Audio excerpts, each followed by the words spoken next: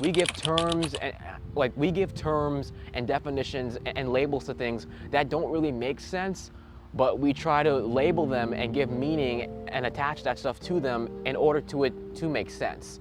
And I guess that's kind of the whole thing where it comes to, labeling stuff and such. And I guess this goes into the term that I refer to as conditioned logic, where there are a lot of things that don't make sense, like I said before, but we try to label them and attach them and give them meaning so that way they can somewhat make sense to us. And in a way they do, and in a way they don't. And I guess I'm gonna probably show both halves of that. I ask myself this sometimes too. It's like, why is the sky blue? Is the sky blue because it's blue?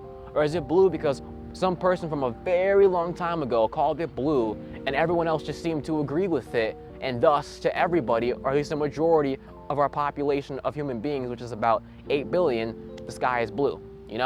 Had history written itself a different way, the sky could be red, it could be yellow, it could be orange, it could be black for all we know, But we gave it that term, we gave it that meaning, and thus we all unanimously agree that the sky is blue. That's like one example right there, Like, here's another one, which I also wrote down.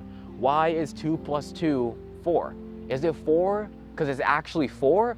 Or is it 4 because that's what the answer is that we choose to associate with 2 + 2, and everyone from hundreds of years ago just naturally just agreed with that because of what one person probably said or a couple of people said, and now here we are in our current society, still today, 2 + 2 equaling 4.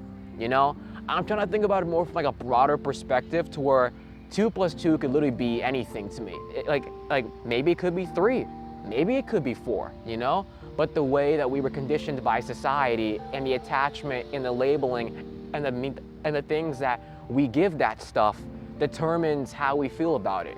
It determines whether we see things as right or wrong. And I feel like that's kind of where I'm starting to go with this.